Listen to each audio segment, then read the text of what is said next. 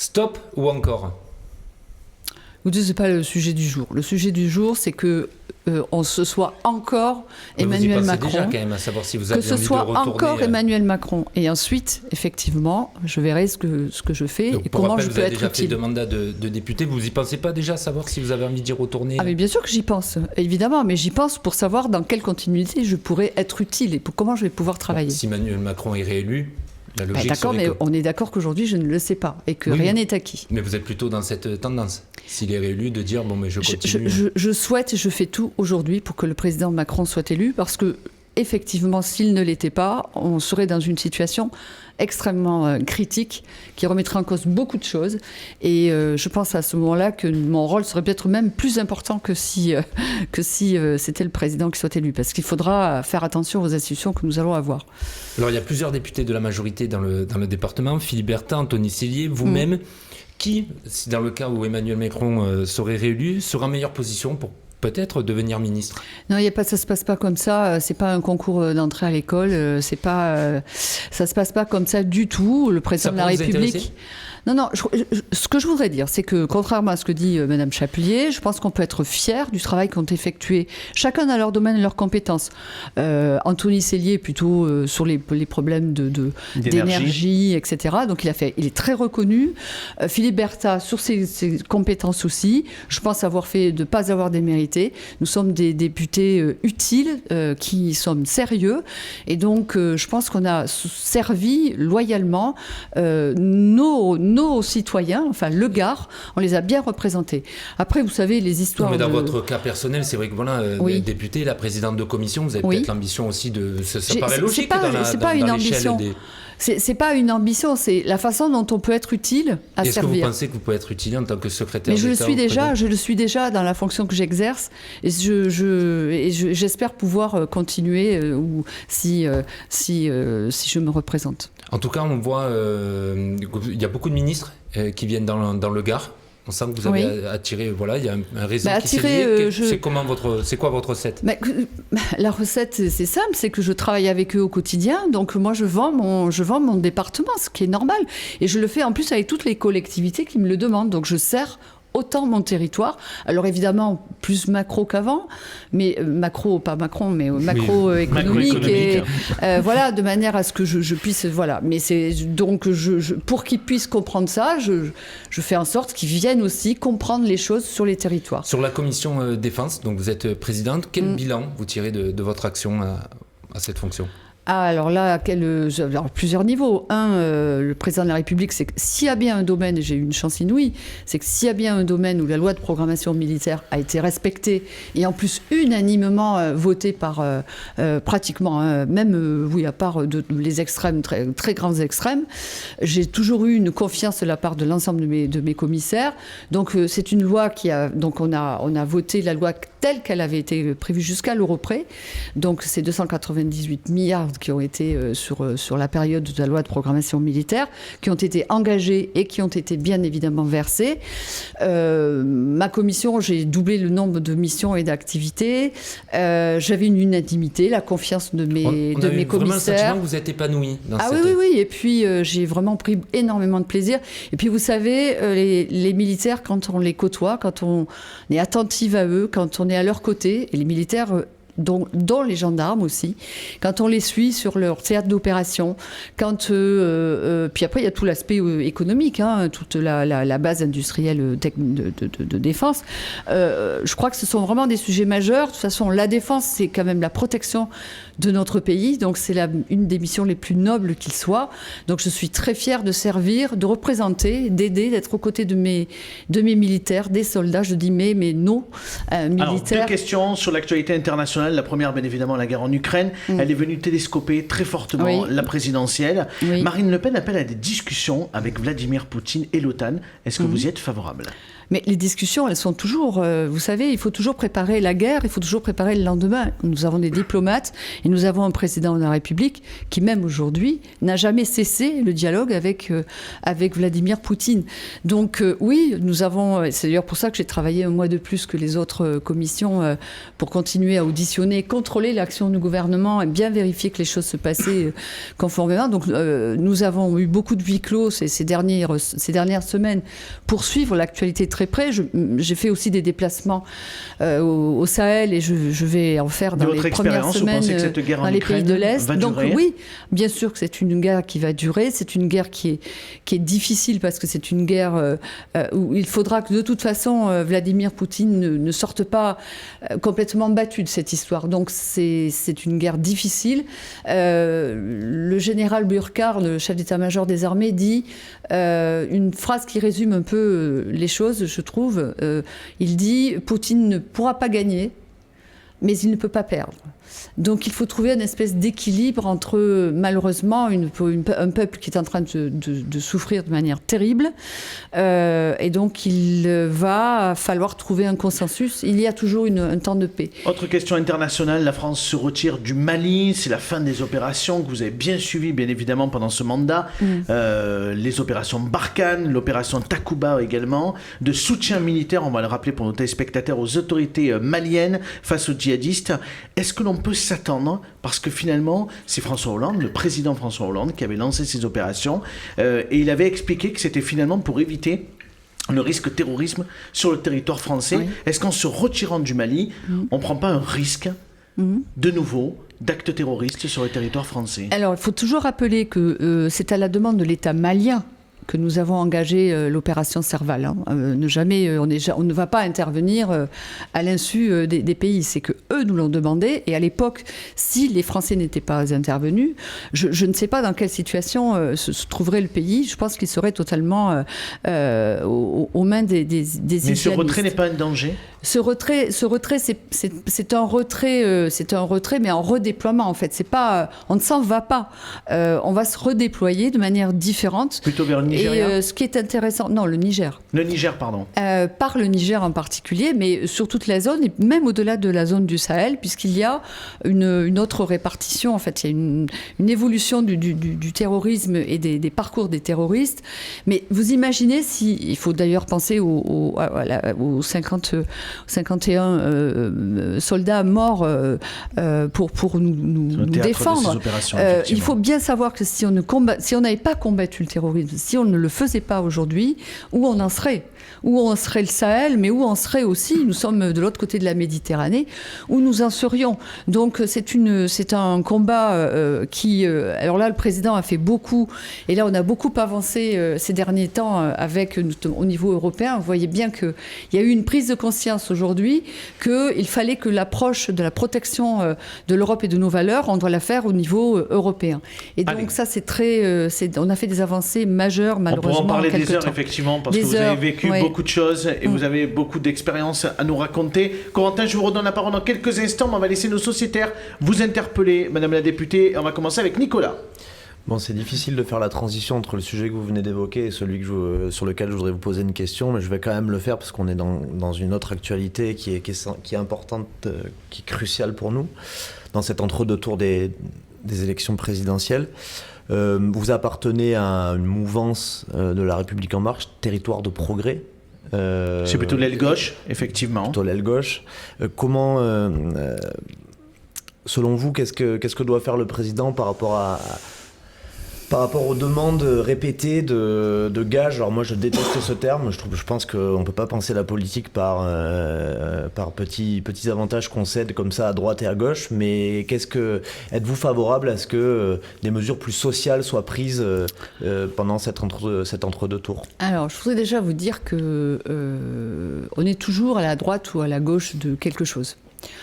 J'ai appartenu 30 ans au Parti Socialiste. J'ai toujours fait partie de ceux qui étaient en responsabilité, dans un Parti Socialiste qui était en responsabilité de gouvernement. On peut toujours considérer que Jean-Luc Mélenchon est un homme de gauche. Mais tout ce qui n'est pas Mélenchon peut être considéré comme étant de droite. Donc on est toujours à la lisière entre les deux.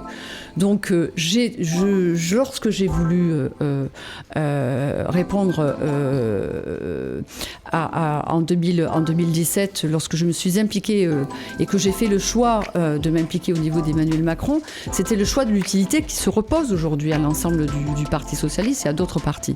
C'est qu'à un moment donné, est-ce qu'on reste utile et comment on peut peser, et j'aurais bien aimé que même en 2017, il y ait plus encore de parlementaires issus de la gauche pour peser. Et le président de la République, ça a toujours été une politique et de droite et de gauche. Et on peut dire que le bilan à la matière est tout à fait... Moi, il y a des choses que j'aurais aimé faire sous le mandat précédent avec François Hollande, qu'on n'a pas pu faire, et qui ont été mises en œuvre et développées par le président Macron. Un ou deux exemples rapidement, s'il vous plaît, parce qu'on a encore pas mal de questions. La scolarisation des enfants à 3 ans, le dédoublement des classes, je ne veux parler que des sujets sur lesquels j'ai extrêmement sensibilisée. Voilà, donc je crois qu'il y a... il faut absolument continuer dans cette voie. Mais donc le programme que vous avez porté pendant ces élections, vous le gardez tel quel ? Non, un projet, c'était une base, d'accord ? Parce que là, par exemple, le président Macron, ce matin, a annoncé qu'il allait déconjugaliser, vous savez, les aides aux adultes handicapés. Il l'a annoncé dans un échange avec des Vous pouvez expliquer ce que c'est, Nicolas, pour ceux qui nous regardent ? Les adultes qui souffrent d'un handicap et qui sont dans une situation maritale officielle perdent le bénéfice de leurs allocations quand ils se marient si les ressources du couple sont supérieures à un certain seuil. Voilà, ça c'est la règle. Et interrogé par une dame, d'ailleurs très intéressante, qui est journaliste, qui est handicapée et qui a interrogé le président Macron sur le sujet, il a pris l'engagement de déconjugaliser. Ce qui me fait dire qu'il est peut-être prêt à faire des efforts, justement parce que la situation aussi peut-être l'exige, et à répondre aux exigences de la gauche. Et c'est pour ça que je voulais savoir, vous, votre sensibilité vis-à-vis de ces questions. Qu'est-ce qu'on fait ? Est-ce qu'on reste sur un programme ? Mais vous croyez qu'on a attendu le programme pour se poser ces questions ? On connaissait cette difficulté. On l'a portée. Je pense qu'il faut enrichir ce projet, bien sûr. Pourquoi il a fallu attendre l'entre-deux tours des présidentielles pour accepter ce type de mesures, par exemple ? Moi, c'est ça que je comprends pas. Si vraiment c'est un programme équilibré et qui respecte les classes populaires. On ne va pas parler d'un problème, d'un tout petit détail sur l'ensemble d'un programme. Mais c'est révélateur, c'est symptomatique. Non, là vous prenez un tout petit truc, c'est pas possible de le considérer chose comme ça. Quand on est sur un projet, on est sur des choses très globales. Je pense qu'il y a quand même des mesures qui sont des mesures très sociales et on le voit bien. Enfin, je veux dire, on a réduit le chômage de manière considérable, on a relancé le travail, on est dans une phase de croissance, on s'est beaucoup occupé des jeunes, de leur formation. Donc il y a beaucoup de choses qui ont été faites. Après, il faut évidemment que ça peut. De toute façon, quel est le choix de société ? Non, mais quel est le choix de société pour des gens comme vous, pour des gens qui sont de gauche ? Est-ce que c'est là aujourd'hui la possibilité d'aller voter pour Marine Le Pen ? Est-ce que vous pensez réellement qu'on est dans un choix de société qui nous permet on en a beaucoup débattu sur ce plateau dimanche soir. L'idée, c'est pas aussi de faire un chèque en blanc. Ce qui est important, il n'y a pas de chèque en blanc. Il n'y a jamais de chèque en blanc. Je pense qu'il ne faut pas s'enfermer là-dedans. Il faut le maximum de parlementaires. On en revient à la question du départ. Je suis très clair, Mme Dumas, moi, sur le second tour. Voilà. Je ne vais pas tergiverser. On ira voter Macron, mais on vote à reculons. Mais à reculons. Mais oui, à reculons, mais il faut l'entendre, parce que justement, nous, on a partagé... En tant que socialiste, est-ce que vous étiez... On peut toujours considérer que vous étiez plus à droite que Jean-Luc Mélenchon. On est toujours la droite de quelque chose et de quelqu'un. La preuve, il ne veut même pas prévoir des accords avec vous.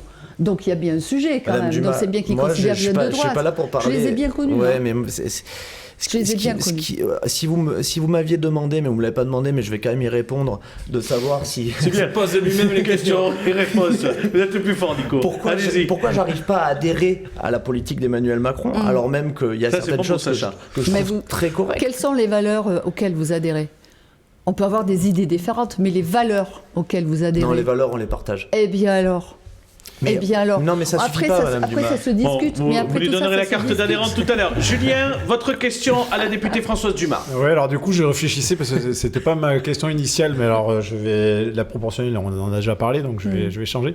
Non, du coup, pour rebondir un peu sur ce que disait Nicolas, je vais prendre le contre-pied. Est-ce que vous pensez pas qu'on est un peu dans la course à l'échalote pendant cette période présidentielle et que finalement, après un premier tour où effectivement Emmanuel Macron a été très responsable et très courageux dans ses propositions, très clair vis-à-vis des Français et de ce qu'ils attendaient, ces messages du second tour en disant oui, on va faire ci, on va faire ça, on va concéder ça, vous n'avez pas peur que ça abîme un petit peu sa capacité à gouverner et à réformer le pays au cours des 5 prochaines années s'il est élu Non, moi je crois qu'il est. On peut pas lui reprocher tout et son contraire. C'est-à-dire qu'on moi, a je lui dit reproche le il est contraire de Nicolas. Voilà. Donc vous voyez, et vous êtes tous des Mais on a tous un républicains, reproche à lui faire, par contre. réformateurs, etc. C'est là où la France est difficile à gouverner. Mais c'est vrai que pour ça la qu'il faut France la est difficile proportionnelle. à gouverner et donc il faut trouver Bon un courage. équilibre entre croissance et redistribution, entre croissance et progrès social. Et donc c'est ça. Donc où Et est-ce qu'on est résilience. utile? Et voilà. Et est-ce qu'on est parce que quand même franchement avec la période qu'on vient de dépasser. Je pense que les mesures de gauche, je n'ai pas besoin de vous les démontrer. Hein. Le quoi qu'il en coûte, c'est quand même. Si ça, ce ne sont pas des mesures de gauche, moi, je veux qu'on m'explique comment on peut protéger mieux les choses. Alors après, on peut toujours trouver le petit détail qui devrait être amélioré. On peut d'ailleurs se demander pourquoi ça n'a pas été fait avant. Et pourquoi d'ailleurs du temps? Parce que moi, j'étais aux affaires sociales avant. Pourquoi on l'a La pas magie fait? du lion, la Je peux députée répondre. Dumas. Pourquoi nous ne l'avons pas fait du temps de François crois que Hollande c'est Annie hein? Chapelier. Excusez-moi, mais voyez. Bon. Moi, j'espère que cette parenthèse très protectrice Oui. ne va pas laisser place à un moment d'austérité qui va nous faire très mal parce que c'est ce dont j'ai très peur. Vu les signaux qui ont été envoyés jusque-là. Et c'est pour ça que je dis que cette politique... Ça a un peu changé Quel cette semaine, signaux c'est ce que vous Mais nous expliquez. cette Quel politique de- signaux Madame Dumas, quel c'est- signal Madame a été Dumas, envoyé cette Vous pour pensez être que dans Madame l'austérité? Hidalgo aurait pu, d'un Ouais. coup de baguette magique, Voilà. sauver les Expliquez-moi. finances publiques de la Expliquez-moi France? comment elle aurait certainement fait. pas. Mais Comment elle c'est- aurait fait? Mais- Est-ce qu'elle, d'ailleurs, elle l'aurait fait différemment? Non, c'est pas ça que je dis, Madame Dumas. d'accord. C'est simplement que je pense qu'il faudrait... Si c'était moi, Oui. je dirais ça doit être la normalité. Voilà. C'est-à-dire la normalité. de protéger les gens dès qu'ils sont en Ah, difficulté. parce que ce n'est pas le cas? Vous Ben, pensez que le président ne l'a pas fait? Écoutez, Vous croyez qu'on s'est posé des questions pour Mais- savoir comment on devait protéger les gens? Mais Madame le Dumas, chômage, si le président Macron protégeait si bien les gens, Oui. il serait pas Ah, mais si j'ai pas nombreux dit- à je n'ai déplorer pas une dit. forme de mépris et de Non, alors là, déconsidération. vous comparez l'image, les reproches qu'on peut lui faire en tant que personne. Moi, j'entends que je ne vous dis pas qu'il n'y a pas des progrès à faire. Je ne vous dis pas qu'on a résolu le problème de la pauvreté. Je pense qu'il y a des choses sur lesquelles on pourrait encore mieux faire. Je n'ai pas dit ça. Mais vous imaginez ce qu'il en aurait été comme dans d'autres pays, les autres pays européens, si on n'avait pas eu le chômage partiel, si on n'avait pas continué à payer l'ensemble des salariés, si on n'avait pas aidé les entreprises, on en serait où? On en serait où là Allez, aujourd'hui? Corentin, 2 dernières questions pour terminer. Oui, alors je ne sais pas si vous allez vouloir répondre, vous allez peut-être me dire que ce n'est pas le moment, mais je vous la pose quand même. À l'approche des élections législatives, est-ce que vous avez réussi à convaincre le maire de Bellegarde, Juan Martinez, d'être à nouveau votre suppléant? J'ai pas à convaincre. Pour le moment, je vous dis, je m'occupe. Il est d'accord. Je m'occupe pour le moment je souhaite, parce que je crois que l'heure est grave, enfin je veux dire là on plaisante, mais il faut faire attention. On est dans une phase où on peut se retrouver, et vous imaginez ce que ça veut dire d'avoir Marine Le Pen présidente de la République. Moi je préside la commission de la défense, donc je sais aussi quels sont les pouvoirs singuliers d'un président de la République en France, alors que d'autres pays du monde Donc, n'ont si vous pas n'allez la pas le capacité. convaincre, c'est qu'il devrait vous suivre dans cette aventure? Non, écoutez, franchement, là, c'est de la poloche à 2 balles pour aujourd'hui. Allez, on Moi, avance. ce que je veux, Dernière question, ce que je veux, c'est que le président de la République soit réélu. C'est un choix de société là qui est en train de se gérer. Une fois qu'on aura passé cette étape-là, je verrai comment, d'abord, si oui ou non j'y vais, et comment j'y vais, et avec qui je peux faire. Après, Juan Martinez est mon ami, a toujours été mon ami. Et hier, j'étais très fière d'amener Olivier Dussopt, le ministre, voir justement comment il avait géré sa commune, qui s'est énormément pour bien ça qu'on vous pose la développée. question. Comment la communauté de communes a été gérée, c'est-à-dire qu'elle est vraiment gérée en termes de projet. Comment il est arrivé à faire l'unanimité avec des maires qui ne sont pas de sa tendance politique, mais parce qu'ils sont sur une logique de projet sur un territoire qui en a bien besoin. Allez. Et je trouve qu'ils s'en sortent très très bien. Il y a plusieurs rassemblements samedi contre l'extrême droite. Est-ce que vous allez y participer? Est-ce que, puisque vous dites, vous faites part de votre Non, inquiétude parce que je pense qu'il faut laisser chaque Français en responsabilité aller affronter ou manifester. Je pense que ça va servir. Vous pensez que ça fonctionne plus, le Front républicain? Si, moi je pense que le Front républicain, j'ai confiance dans l'intelligence des Français et je crois dans leur capacité à bien comprendre désormais quel choix de société il est fait et comment la place de la France est aussi singulière par rapport à l'Europe et notre place dans le monde. Parce que derrière, si Marine Le Pen est élue, ça aura une incidence majeure, d'ailleurs pour nous tous, y compris dans notre liberté d'expression. Et vous le verrez très vite pour vous aussi. Mais ça sera très grave pour la France, mais ça sera aussi très grave pour la place dans l'Europe et pour l'Europe en tant que telle, parce que Vladimir Poutine, la seule chose qu'il veut, c'est faire en sorte qu'on se retrouve avec un deuxième Orban en Europe et que l'Europe, avec ses valeurs démocratiques, soit remise en cause. Donc ça, c'est le sujet principal. Le reste, à la limite, vous voyez, ça sera vraiment dans un deuxième temps.